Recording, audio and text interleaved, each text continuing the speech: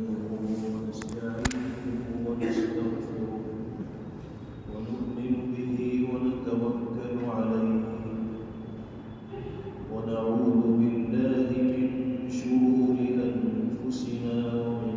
سيئات أعمالنا من يهده الله فلا مضل له ومن يضلل فلا هادي له ونشهد أن لا إله إلا الله وحده لا شريك له ونشهد أن سيدنا ونبينا وإمامنا وسندنا ومولانا محمدا عبده ورسوله صلى الله تبارك وتعالى عليه وعلى آله وصحبه وبارك وسلم تسليما كثيرا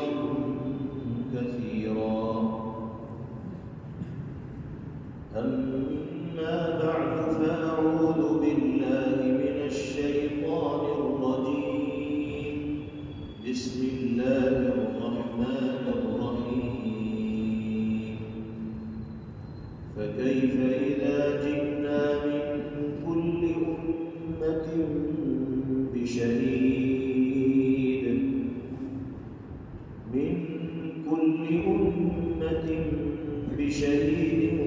وجئنا بك على هؤلاء شهيدا يومئذ يود الذين كفروا وعصوا الرسول لو تسوى بهم الأرض ولا يذكرون الله حديثا صدق الله مولانا العلي العظيم.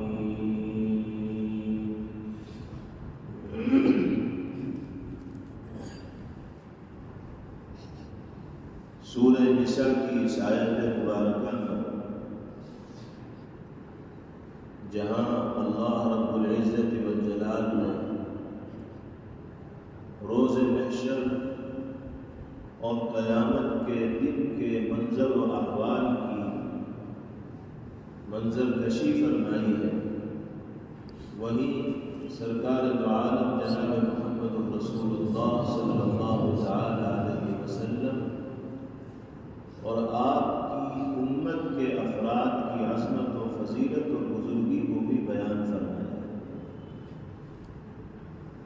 یہ دونوں موضوع اس آیت مبارکہ کے اندر شامل ہیں۔ اس آیت سے متعلق احادیث طیبہ میں یہ واقعہ مذکور ہے کہ ایک مرتبہ نبی کریم علیہ السلام نے حضرت عبداللہ ابن مسعود رضی اللہ تعالیٰ عنہ سے ارشاد فرمایا کہ مجھے قرآن پاک سناؤ، میرے سامنے تلاوت کرو کلام الہی۔ حضرت عبداللہ ابن مسعود رضی اللہ تعالیٰ عنہ نے حیرت و تعجب کے ساتھ عرض کیا کہ یا رسول اللہ اقرأ علیک والقرآن ينزل علیک، اے اللہ کے رسول آپ کا حکم سر آنکھوں پر، آپ جیسا کریں گے ہوگا ویسا ہی، لیکن قرآن جو آپ کے قلب اطہر پر نازل ہوا ہے اسے میں سناؤں۔ ہم تو آپ ہی سے کلام الہی کی تلاوت کو سننا اپنے لیے سعادت تصور کرتے ہیں، سمجھتے ہیں، ہم جیسا پڑھتے ہیں آپ ہی کا سکھلایا ہوا ہے، تو قرآن نازل آپ پر ہوتا ہے اور آپ مجھ سے کہہ رہے ہیں کہ تم قرآن کی تلاوت کرو۔ نبی کریم علیہ السلام نے فرمایا کہ ہاں تلاوت کرو، مجھے سننا ہے۔ پتہ چلا کہ جس طرح کلام الہی کی تلاوت عبادت ہے،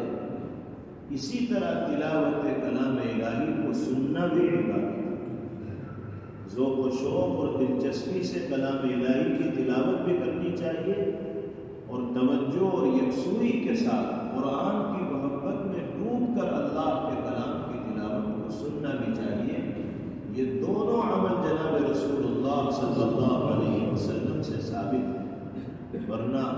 آپ سے شاندار پڑھنے والا اس روئے زمین پر کوئی نہیں تھا۔ آپ کو کیا ضرورت تھی کسی سے سننے کی؟ لیکن سننا ایک مستقل عبادت ہے، سننے کا لطف الگ ہے، اس کا مزہ الگ ہے۔ اس لیے جناب رسول اللہ صلی اللہ علیہ وسلم نے حضرت عبداللہ بن مسعود رضی اللہ عنہ سے فرمایا کہ آپ پڑھو میں سنوں۔ چنانچہ حضرت عبداللہ بن مسعود رضی اللہ تعالیٰ عنہ نے سورہ نساء کی تلاوت شروع فرمائی، وہی سورہ نساء جس کی آیات کی تشریح آپ کے سامنے اس وقت ہو رہی ہے۔ پڑھتے پڑھتے جب عبداللہ بن مسعود رضی اللہ تعالیٰ عنہ اس آیت مبارکہ پر پہنچے، فَكَيْفَ إِذَا جِئْنَا مِنْ كُلِّ أُمَّةٍ بِشَهِيدٍ وَجِئْنَا بِكَ عَلَى هَؤُلَاءِ شَهِيدًا، جس کا ترجمہ یہ ہے کہ پھر اس وقت کیا حال ہوگا جب ہم ہر امت میں سے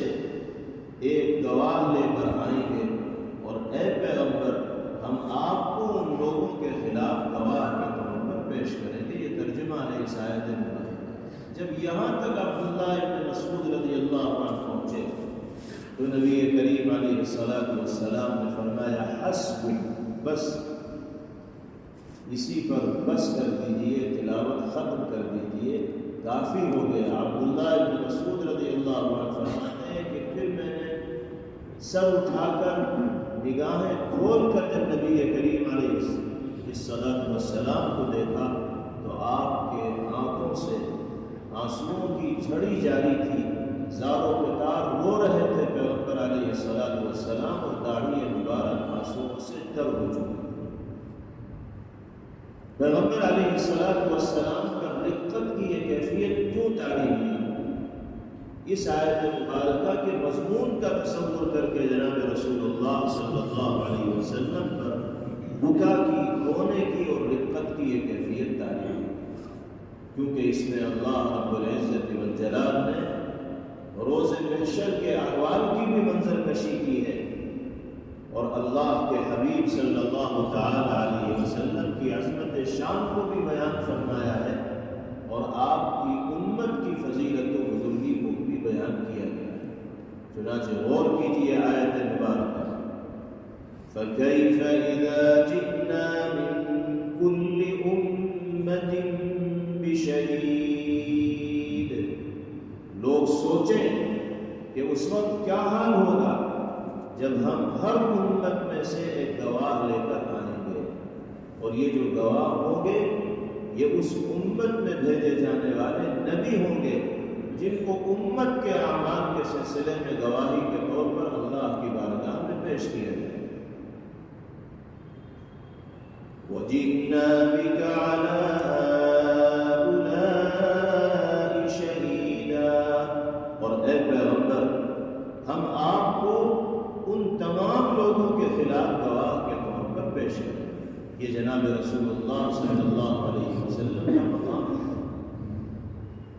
ہر نبی کو اس کی امت کے سلسلے میں گواہ کے طور پر پیش کیا جائے گا،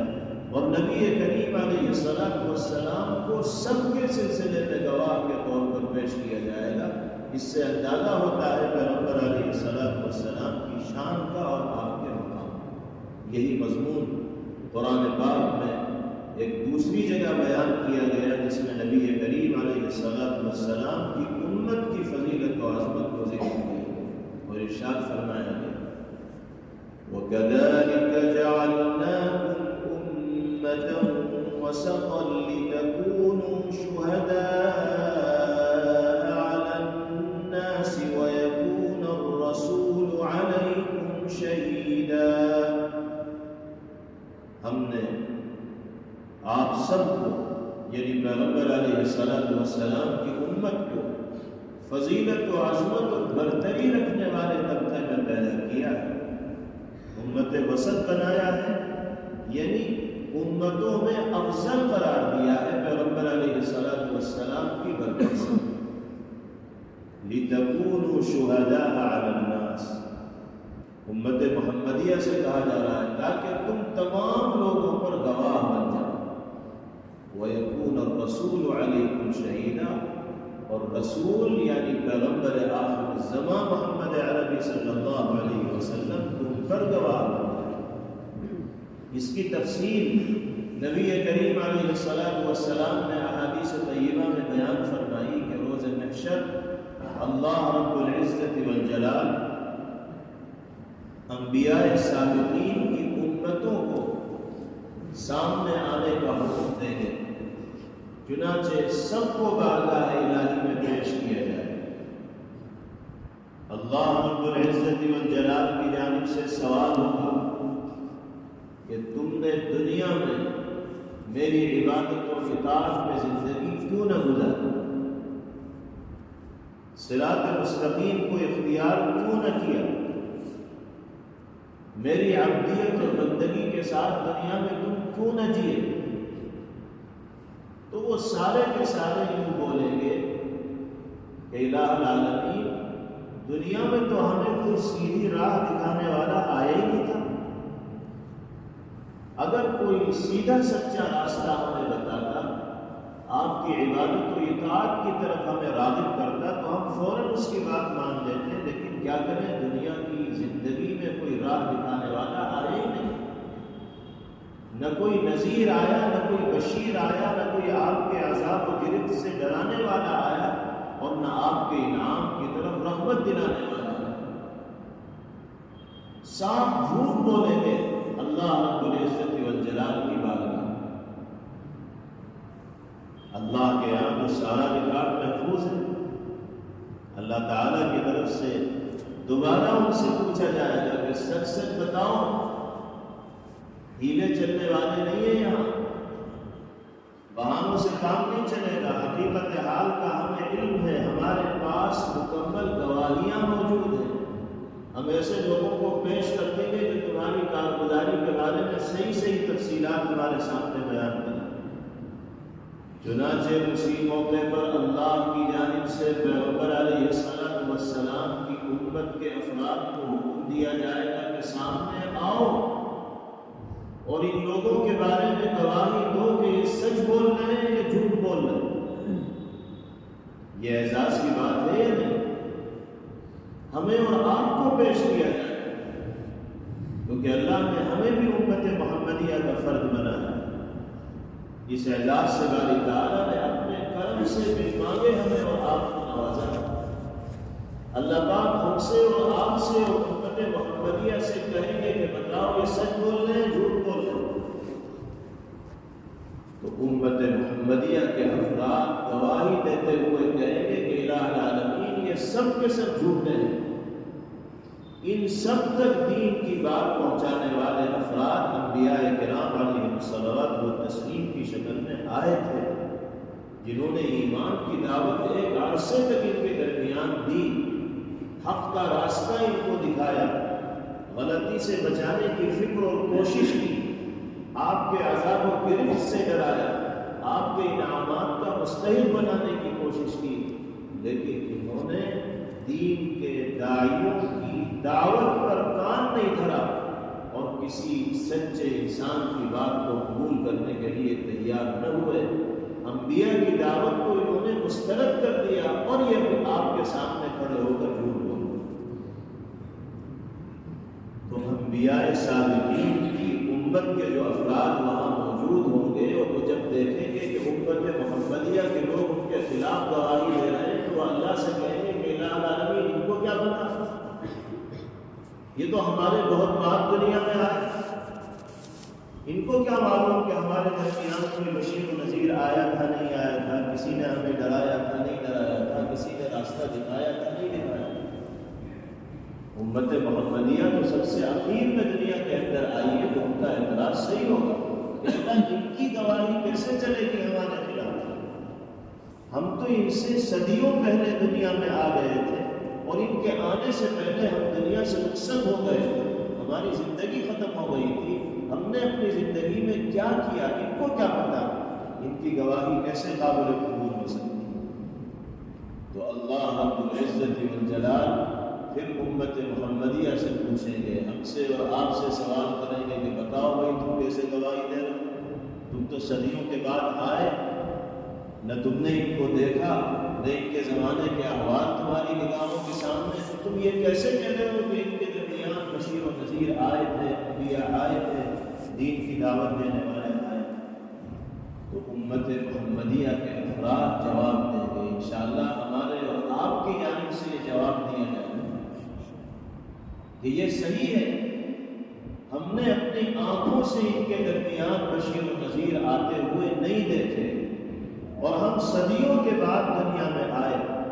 لیکن ہم نے اپنے آقا و مولا سرور دو عالم جناب محمد رسول اللہ صلی اللہ علیہ وسلم کو یہ ارشاد فرماتے سنا کہ اللہ نے ہر قوم میں نبی اور رسول بھیجے ہیں جو ان کو دین کی دعوت دیا کرتے تھے، ایمان کا راستہ بتایا کرتے تھے، کامیابیوں کے نسخے بتایا کرتے تھے، اور ذلت و رسوائی کے راستوں سے بچانے کی فکر و کوشش کیا کرتے تھے۔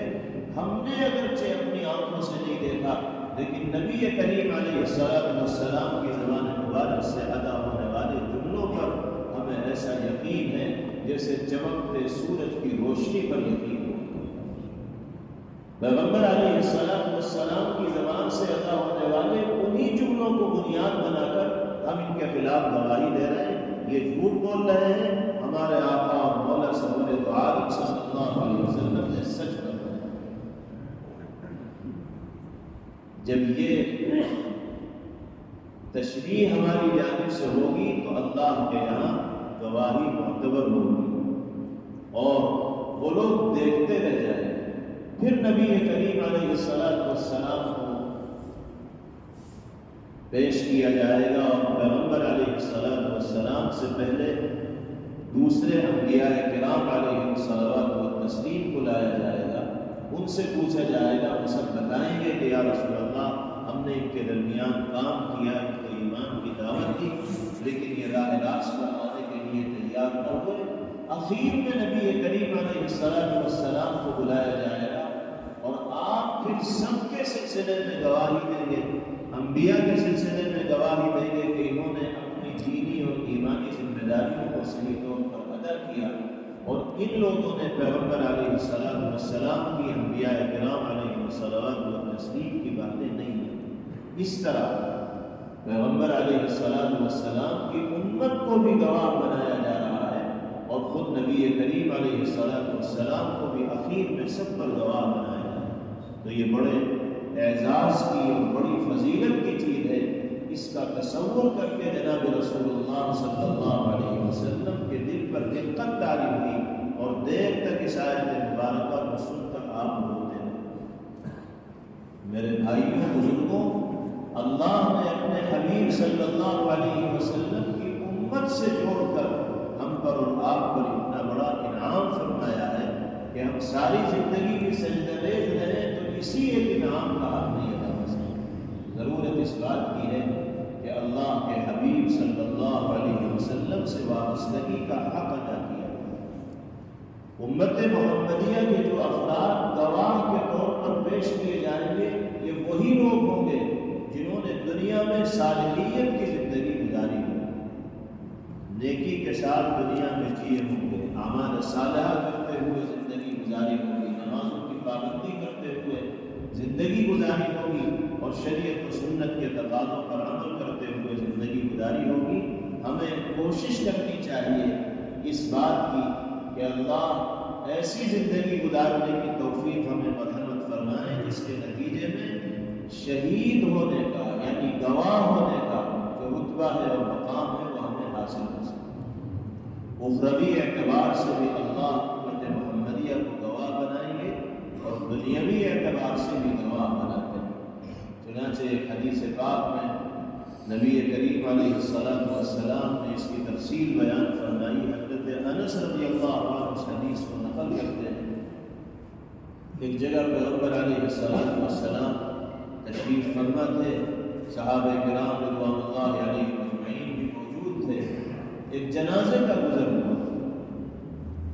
جب جنازہ گزرا تو لوگوں نے معلومات کی کس کا جنازہ ہے، پتہ چلا تو بہت سے لوگوں نے صاحب جنازہ کی تعریف کی کہ بڑا اچھا آدمی تھا، اچھے اخلاق کا حامل تھا، اچھے کردار کا حامل تھا، اچھے معاملات کیا کرتا تھا، اچھی اور پاکیزہ زندگی گزار کر دنیا سے گئے۔ جب لوگوں نے صاحب جنازے کی تعریف کی اور ذکر خیر کیا تو نبی کریم علیہ السلام نے سن کر فرمایا وجبت، اس کا ترجمہ واجب ہو گیا۔ کچھ دیر کے بعد ایک دوسرا جنازہ گزرا، اس کے بارے میں معلومات کی گئی، کس کا جنازہ ہے، پتہ چلا تو لوگوں نے اس جنازے والے کا تذکرہ خیر کے انداز میں نہیں کیا،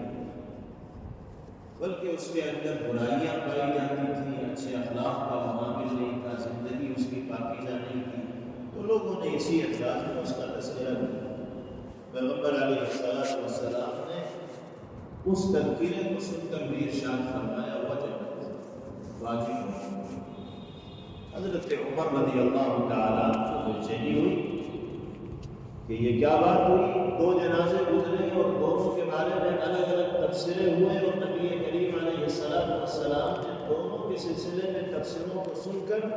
آخر میں فرمایا واجب ہو گئی، تو کیا واجب ہو گئی؟ ہمت کر کے پیغمبر علیہ السلام سے سوال کیا اور پوچھا کہ یا رسول اللہ اس کی وضاحت فرما دیجیے، پہلے جنازے کے بارے میں بھی آپ نے وجبت فرمایا، دوسرے کے بارے میں بھی آپ نے وجبت فرمایا، اس سے مراد کیا ہے؟ تو اللہ کے حبیب صلی اللہ علیہ وسلم نے ارشاد فرمایا کہ پہلے جنازے والے کا تذکرہ تو لوگوں نے خیر کے انداز میں کیا تھا، اس کی تعریف کی تھی، اس کی اچھائیاں بیان کی تھی، اس کی ایمانی صفات کا ذکر کیا تھا۔ اللہ کے یہاں تمہاری گواہی معتبر ہوتی ہے، اس کے لیے جنت واجب ہوتی ہے۔ فرمایا انتم شہداء اللہ فی الارض، تم لوگ روئے زمین پر اللہ کی جانب سے مقرر کردہ گواہ ہو،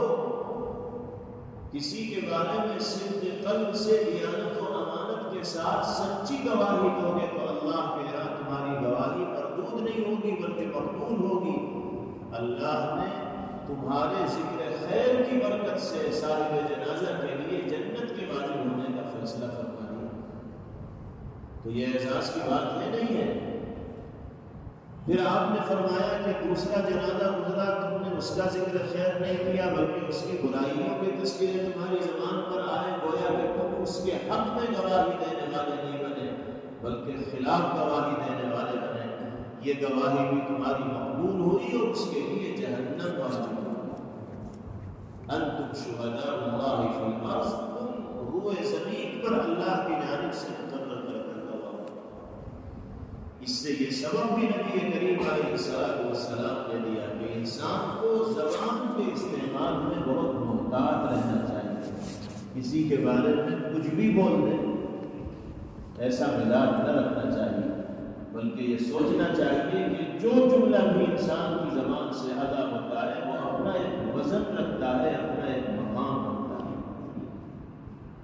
انجام کو پیش نظر رکھ کر انسان کو جملوں کا استعمال کرنا چاہیے اور کوشش یہ کرنی چاہیے کہ اس کی زبان سے ادا ہونے والے جملوں کے ذریعے لوگوں کا فائدہ ہو، کسی کا نقصان ہو۔ ہم اگر کسی کی تعریف نہیں کر سکتے تو اس کی برائی کے عادی بھی نہ بنیں، اگر ہم کسی کا ذکر خیر نہیں کر سکتے تو پھر اس کا ذکر شر بھی نہ کریں، ذکر سو بھی نہ کریں۔ اگر سکوت اور خاموشی اختیار کر لیں گے تو کون سا ہمیں نقصان ہو جائے گا؟ اللہ ہے کہ کوئی ایسا آدمی ہے کہ جس کی برائی اگر بیان نہیں کی گئی تو سماج میں بگاڑ پیدا ہو جائے گا، فساد پیدا ہو جائے گا، چوری کرنے کا عادی ہے، ڈاکہ ڈالنے کا عادی ہے، لوگوں کے خلاف منصوبہ بندیاں کرنے کا عادی ہے۔ ایسے لوگوں کے بارے میں تو باخبر کرنا ہوگا لوگوں کو تاکہ لوگ اس سے بچ سکیں۔ لیکن اگر کوئی ایسی برائی نہیں ہے تو اس کا تذکرہ کرنے سے انسان کو احتیاط برتنی چاہیے اور کوشش اس بات کی کرنی چاہیے کہ اس کی زبان سے ادا ہونے والے جملوں کے ذریعے دوسروں کو نفع اور فائدہ پہنچ سکے۔ بہرحال یہ آیت مبارکہ ہمارے اور آپ کے لیے بھی اللہ کی بارگاہ میں شکر بجا لانے کا باعث ذریعہ ہے، اور اللہ کے حبیب صلی اللہ تعالی علیہ وسلم نے بھی اسی مضمون کو پیش نظر رکھتے ہوئے اس آیت کو توجہ کے ساتھ سنا اور سن کر آپ پر دقت کی کیفیت تاری کی۔ اس کے بعد اگلی آیت میں بھی قیامت کے احوال سے متعلق ایک کیفیت کا ذکر کیا گیا۔ یومئذ یود الذین کفروا وعصوا الرسول لو تسوى بهم الارض ولا يذكرون اللہ حدیثا۔ جن لوگوں نے کفر اپنا رکھا اور رسول کے ساتھ نافرمانی کا رویہ اختیار کر رکھا، قیامت کے دن وہ لوگ یہ تمنا کریں گے کہ کاش انہیں زمین میں دھسا کر زمین کو برابر کر دیا جاتا اور وہ اللہ سے کوئی بات چھپا نہیں سکتے۔ دنیا میں تو کفریہ اور شرکیہ طاقتیں دندناتی پھر رہی، اللہ نے طاقت دے دی تو اس کے نشے میں چور ہو کر ظلم و جبر و تشدد کا مظاہرہ کر رہے ہیں۔ لیکن کب تک کی زندگی اور کب تک کا یہ ظلم ہے؟ نہ کوئی ہمیشہ دنیا میں رہنے کے لیے آیا ہے نہ آئے گا۔ ظالم ظلم کی انتہا تک بھی اگر پہنچ جائے تو بھی اس کو بقا اور دوام نہیں ہے، ایک دن اس کو فنا ہونا ہے، ختم ہونا۔ بڑے بڑے ظالم و جابر دنیا کے اندر آئے اور آج ان کا کوئی نام لینے والا نہیں، ان کو کوئی جاننے والا نہیں۔ آج بھی دنیا میں ظلم و جبر کا مظاہرہ کرنے والی جو طاقتیں ہیں یہ زیادہ دنوں تک اللہ کی اس دھرتی پر رہنے والی نہیں ہے۔ ظلم جب انتہا کو پہنچتا ہے تو خاتمے کے قریب چلا جاتا ہے۔ ظلم کی انتہا علامت اور نشانی ہوتی ہے اس بات میں کہ اب یہ ٹہنی ٹوٹنے والی ہے اور ختم ہونے والی ہے۔ اس لیے ایمان والوں کو ایمان کے تقاضوں پر مضبوطی کے ساتھ جمے رہنا چاہیے اور کفریہ طاقتوں کو اپنی عاقبت اور انجام کے سلسلے میں فکر مند رہنا چاہیے۔ قرآن پاک میں ان کے حشر کو بیان کیا جا رہا ہے کہ آخرت میں وہ کیا تمنا کریں گے اور آرزو کریں گے جب دیکھیں گے کہ ظلم و جبر کا انجام کیا ہے، کفر و شرک کے نتائج کیا ہیں اور کتنی سخت سزاؤں کا فیصلہ اللہ کی طرف سے ہوا ہے، تو اس دن کہیں گے کاش کہ دنیا میں رہتے ہوئے مار کر زمین میں ہمیں دھسا دیا جاتا اور زمین کو برابر کر دیا جاتا تو آج ہمیں ان مناظر کا سامنا نہ کرنا پڑتا۔ لیکن اس دن یہ حسرت و تمنا کرنے سے کوئی فائدہ نہیں ہوگا، کیونکہ عمل کا گھر دنیا ہے، دار العمل دنیا ہے، وہاں عمل سے کوئی فائدہ نہیں، وہاں عمل کا موقع ہی نہیں۔ احادیث طیبہ میں تفصیل بیان کی گئی کہ جب اہل ایمان کو جنت میں داخلے کا فیصلہ کیا جائے اور کفار و مشرکین دیکھیں گے کہ سب کے سب اہل ایمان ہی جنت میں جا رہے ہیں تو اللہ کے سامنے پیش ہو کر کہیں گے اللہ ہم تو مشرک نہیں تھے، ہم تو کافر نہیں تھے، ہم نے تو آپ کا انکار نہیں کیا، ہم نے تو آپ کو معبود و مسجود تسلیم کی۔